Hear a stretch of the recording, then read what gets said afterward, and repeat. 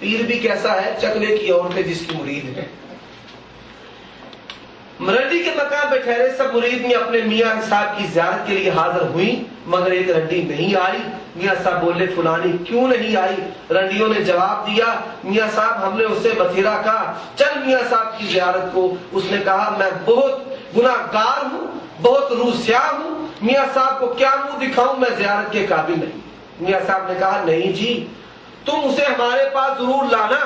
چنانچہ رنڈیاں اسے لے کر آئیں. جب وہ سامنے آئی تو میاں صاحب نے پوچھا بھی تم کیوں نہیں آئی تھی؟ اس نے کہا حضرت روح سیاہی کی وجہ سے زیارت کو آتی ہوئی شرماتی ہوں.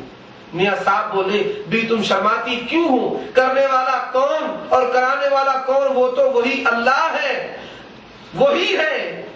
رنڈی یہ سن کر آگ ہو گئی اور خفا ہو کر لا حول ولا قوہ کہا اگر میں روسیاہ و گناہگار ہوں مگر ایسے پیر کے منہ پر پیشاب بھی نہیں کرتی.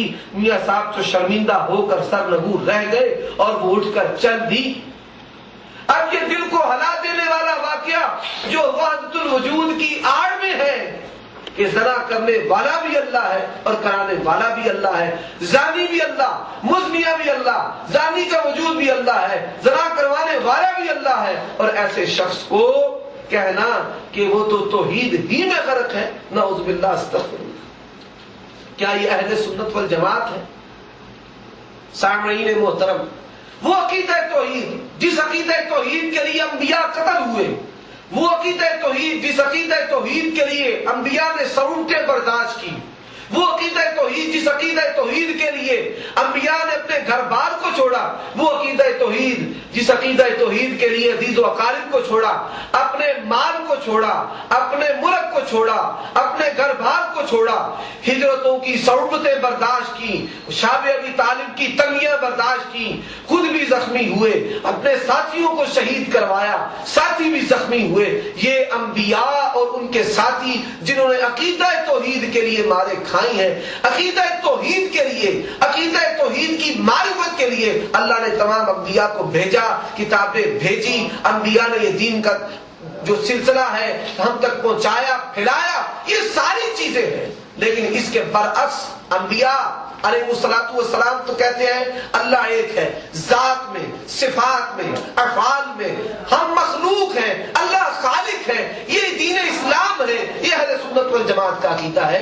لیکن یہ اہل سنت کیسے ہیں؟ اہل سنت بھی ہے اور کہتے ہیں بھائی ہر چیز اللہ ہے. اہل سنت بھی ہے کہتے ہیں بھائی اللہ اور مخلوق میں فرق کرنا جو ہے یہ شرک ہے. توحید کیا ہے؟ اللہ اور مخلوق میں فرق نہیں. اہل سنت ہے کیا کہہ رہے ہیں کہ ظاہر باطن کو سجدہ کر رہے ہیں. اہل سنت ہے کہہ رہے ہیں ہر چیز اللہ ہے. اہل سنت ہے. اور یہ جو کفریہ شرک عقیدہ ہے وحدت الوجود، اس کو مانی بیٹھے ہیں، اس کا اعتراف کرتے ہیں، اس کو یقین کرتے ہیں، لیکن لوگوں کو دھوکہ دینے کے لیے بظاہر انکاری ہے. اگر ان کی کتابیں ان پر پیش کی جائیں تو کہتے ہیں نہیں جی ماں بہل موجود ہے کہ جس کے ساتھ نظام کائنات قائم ہے. یہ دھوکہ ہے. ماں بہل موجود کا دروازہ بند ہو چکا ہے. یہ ماں بہل موجود نہیں بلکہ وحدت الموجود، ہر چیز اللہ ہے. اور تم نے اللہ کو زانی بھی لکھا ہے، اللہ کو مزنیہ بھی لکھا ہے. تو ان مختصر حوالوں کے ساتھ یہ بات واضح ہو چکی ہے. مزید حوالوں کے لیے آپ امداد المشتاق الی اشرف الاخلاق، ارواح الثلاثہ، تذکرۃ الرشید، تذکرۃ الخلیل، یہ کتابیں پڑھیں. اب اس پر وہ شور مچاتے ہیں، کہتے ہیں جی ہمارے عقائد کی کتابیں پیش کریں. بھائی یہ جو عبارات ہیں ان عبارات کا تعلق کفر و شرک عقیدے کے ساتھ بنتا ہے. اور یہ جو تمہاری آڑ ہے کہ ہمارے جی عقائد کی کتابیں ہوں، تصوف کی کتابیں ہیں.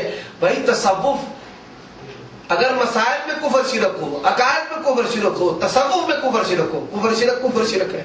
وہ پاکستان میں بھی ہے، وہ انڈیا میں بھی ہے، وہ مکے بھی ہے اور مکے میں بھی ہے، وہ مدینہ میں بھی ہے. یہ کفر شرک ہے.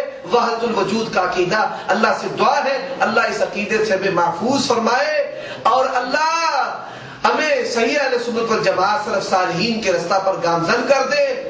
اہل سنت والجماعت کا عقیدہ کیا ہے کہ وحدت الوجود کا جو عقیدہ ہے یہ باطل ہے، یہ کفریہ ہے، یہ شرکیہ ہے، یہ ہدایت فی الدین ہے. وآخر دعوانا ان الحمد للہ رب العالمین.